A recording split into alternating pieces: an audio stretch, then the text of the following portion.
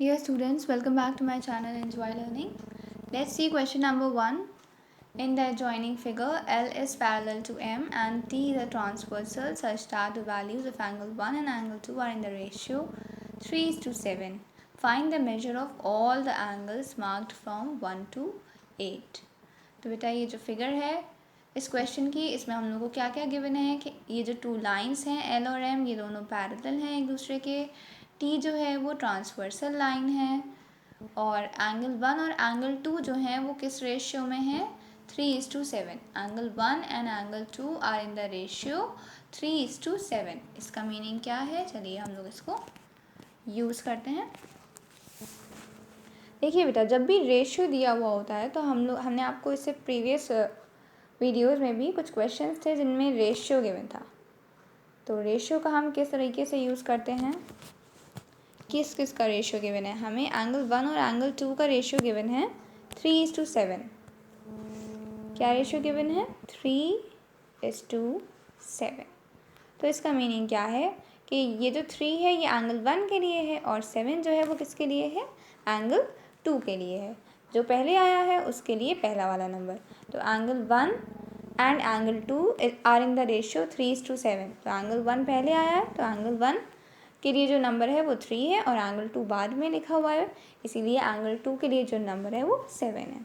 So simply ratio में जो भी नंबर दिया हुआ है उसके साथ हम एक फिक्स वेरिएबल अटैच कर देते हैं।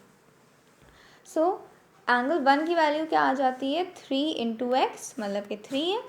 इसी तरीके से एंगल 2 की वैल्यू कैसे आ जाती है 7 × x मतलब कि 7x, है ना। सेम वेरिएबल दोनों चीज़ों में हम लोग लगाते हैं जिनका भी रेशियो दिया हुआ है, बस रेशियो में जो भी नंबर्स हैं उनमें सेम वेरिएबल मल्टीप्लाई कर देते हैं।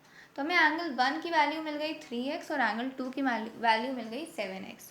लेकिन अभी बेटा हमें कंप्लीट वैल्यू नहीं मिली है, x की हमें नहीं पता है ना कि x क्या है, x कौन सा नंबर है। सो जब हमें x भी पता चल जाएगा तब हमें कम्प्लीटली एंगल 1 और एंगल 2 की वैल्यू मिलेगी। तो हमें इस क्वेश्चन में एंगल 1 से लेकर एंगल 8 तक की इतने सारे हैं ना, टोटल हमारे 8 एंगल्स हैं, इन सबको फाइंड करना है। तो सबसे पहले क्योंकि हमें एंगल 1 और एंगल 2 मिला है तो इसीलिए इन दोनों को देख लेते हैं। ये एंगल 1 है और ये एंगल 2 है, कैसे फाइंड कर सकते हैं, प्रॉपर्टीज़ का ही हमें यूज़ करना है। एक तो पैरेलल लाइंस की प्रॉपर्टी, दूसरी जो प्रॉपर्टीज़ अभी हम लोग स्टार्टिंग में पढ़ चुके हैं, linear pair property, vertically opposite angles, है ना, ये सारी प्रॉपर्टीज़ भी यूज़ होंगी। अब इतनी सारी प्रॉपर्टीज़ आपके माइंड में बिल्कुल अच्छे से क्लियर होनी चाहिए। सो एंगल 1 और एंगल 2 दोनों ही मिलाकर एक लाइन फॉर्म कर रहे हैं, यस और नो। एंगल 1 और एंगल 2 दोनों ही लाइन के ऊपर लाए कर रहे हैं ना।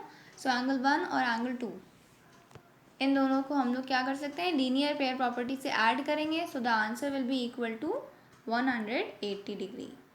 Angle 1 plus angle 2 is equal to 180 degree and in the bracket write the name of the property, linear pair property. Okay बेटा, तो जब भी हम लोग जिस भी प्रॉपर्टी का यूज़ करते हैं हम हमेशा उसका नेम लिखते हैं ना। सो ब्रैकेट में आपको ये प्रॉपर्टी का नेम लिखना है इसी लाइन में। Angle 1 plus angle 2 is equal to 180 degree. अब वैल्यू सिंपली पुट कर दिए, एंगल 1 की जगह पे 3x, एंगल 2 की जगह पे 7x इसी इक्वेशन में, equal to 180 degree and then find the value of x।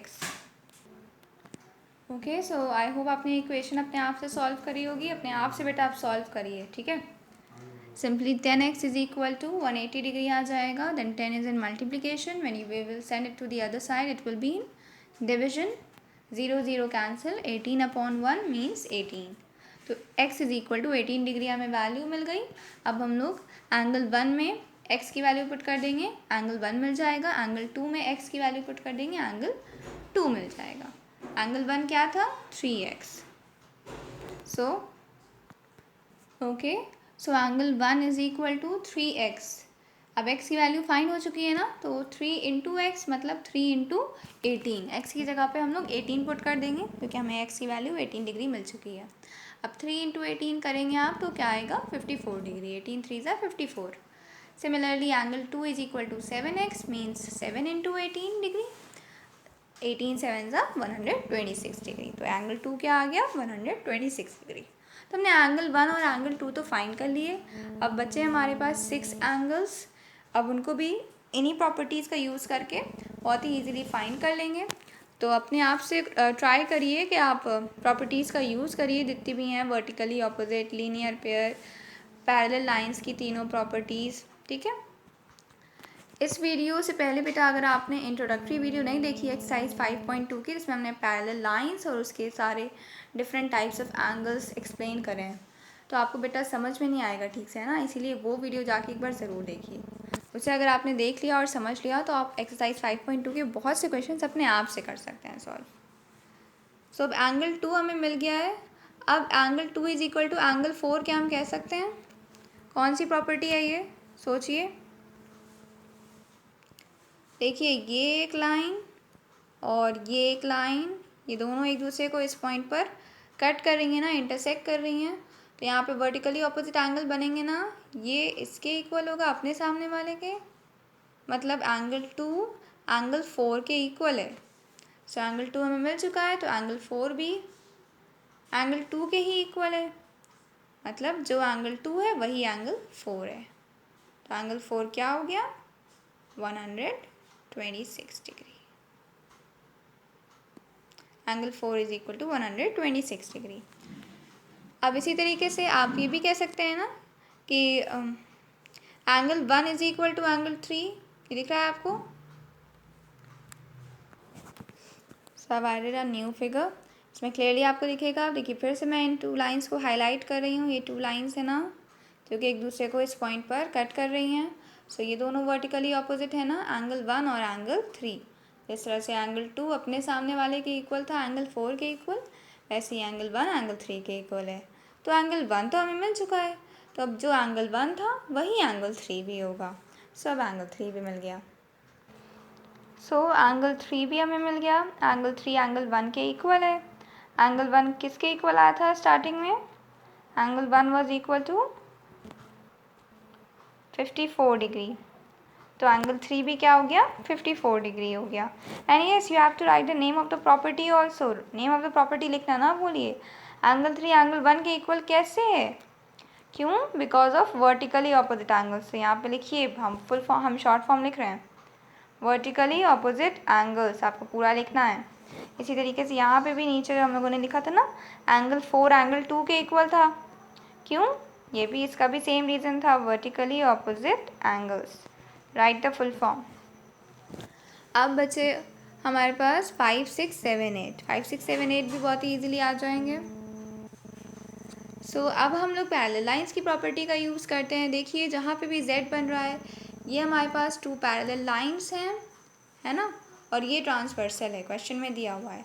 तब जल्दी से ढूंढिए कहाँ पे z फॉर्म हो रहा है। Alternate interior angles, corresponding angles सब इक्वल होंगे ना। ये देखिए ये z बन रहा है ना,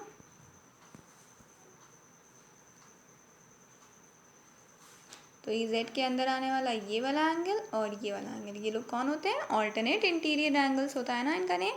तो मतलब ये दोनों इक्वल होते हैं ना। एंगल 4 एंगल 6 के इक्वल आ गया। हम लोग क्या लिखेंगे? Angle 4 is equal to angle 6। Bracket में लिखिए प्रॉपर्टी का नेम, ऑल्टरनेट इंटीरियर एंगल्स। ठीक है बेटा, तो एंगल 4 एंगल 6 के इक्वल हो गया। क्यों? क्योंकि दोनों ही ऑल्टरनेट इंटीरियर एंगल्स हैं। तो एंगल 4 जितना था, एंगल 4 कितना था? 126 डिग्री था ना, ये रहा एंगल 4। तो एंगल 6 भी क्या हो जाएगा? 126 डिग्री। दोनों इक्वल हैं। सो ये हमारा हो गया। अब नीचे का इरेज कर देते हैं। इरेज करने से पहले डायग्राम में वैल्यूज़ लिख लेते हैं जिससे कि याद रहेगा। ये 126 डिग्री था, ये था 54 डिग्री, ये इसके इक्वल है, ये इसके इक्वल है। ठीक है, अब इरेज कर देते हैं कम्प्लीटली। अब नेक्स्ट बेटा इसी तरीके से आप लोग और फाइंड करिए हम लोगों को क्या क्या मिल चुका है। हम लोग को एंगल 1, 2, 3, 4 और 6 भी मिल गया। अब एंगल 5 देखिए, एंगल 5 के लिए भी z देखिए बन रहा है ना, ऑल्टरनेट इंटीरियर एंगल्स हम लोग को पता है। एंगल 5 किसके इक्वल होगा? ऑल्टरनेट इंटीरियर एंगल में क्या होता है? एक एंगल ट्रांसवर्सल के एक साइड पे, दूसरा ट्रांसवर्सल के दूसरे साइड पे होता है। तो हम, और हमारा z बनता है। तो ये z बन रहा है ना, z के अंदर जो एंगल आते हैं उनको कहते हैं ऑल्टरनेट इंटीरियर एंगल्स। तो एंगल 3 और एंगल 5 इक्वल हैं। सो हम क्या लिख देंगे? Angle 5 is equal to angle 3। अब एंगल 3 जो था वही हमारा एंगल 5 है। एंगल 3 क्या था? 54 डिग्री था। ये भी 54 डिग्री हो गया। और यहाँ पे ब्रैकेट में प्रॉपर्टी का नेम लिखना ना भूलिएगा। यही ऑल्टरनेट इंटीरियर एंगल्स आप लोग यहाँ पे भी लिखेंगे, ठीक है? Alternate interior angles. Okay, so angle 5 भी 54 डिग्री हम लोगों ने फाइंड कर लिया। अब बचे एंगल 7 और एंगल 8 बहुत ही ईजिली फाइंड कर सकते हैं using vertically opposite angles. Try it on your own first. So angle 6 angle 8 के इक्वल है क्या? हम कह सकते हैं एंगल 6 और एंगल 8 इक्वल हैं। दोनों वर्टिकली ऑपोजिट है ना। ये देखिए यहाँ पे इस पॉइंट पर, जिस पॉइंट पर आपको प्रॉपर्टी का यूज़ करना है उस पॉइंट पे पहले आपको 2 लाइंस ढूंढनी होंगी जो कि एक दूसरे को क्रॉस कर रही हैं। अब इस पॉइंट पे ये सारे एंगल बन रहे हैं ना, तो यहाँ पे देखिए 2 लाइंस हैं। अब ये एक दूसरे को क्रॉस कर रही हैं। ये और ये वर्टिकली ऑपोजिट है ना, आमने सामने। एंगल 6 और एंगल 8, सो हम क्या लिखेंगे? एंगल 8 जो है वही एंगल 6 है। एंगल 6 हम लोग को पता है, तो एंगल 8 भी वही होगा। So just quickly write down angle 8 is also equal to 126 degree. And here in bracket write the name of the property, vertically opposite angles. Vertically opposite angles. Similarly angle 5 is equal to angle 7 है ना। angle 5 is equal to angle 7। बेटा अगर आपने ये सारी properties की video नहीं देखी है तो बेटा वो ज़रूर देख लीजिए जाकर, देन आपको ये वीडियो और अच्छे से समझ में आएगी। ओके बेटा, so angle 5 is equal to angle 7 है। ये दोनों भी वर्टिकली ऑपोजिट एंगल्स हैं, दैट इज़ वाई ये दोनों इक्वल हैं। So write the name of the property in bracket. And angle 5 क्या था? एंगल 5 54 डिग्री था, तो इसीलिए एंगल 7 भी क्या हो गया? 54 डिग्री हो गया। तो अब हमारा solution complete. Angle 7 is also equal to 54 degree. हमने सारे एंगल्स फाइंड कर लिए ना, एंगल 1 से लेकर एंगल 8 तक की सारे एंगल्स। सो आई होप आपको अच्छे से समझ में आया होगा। All the best, may God bless you all.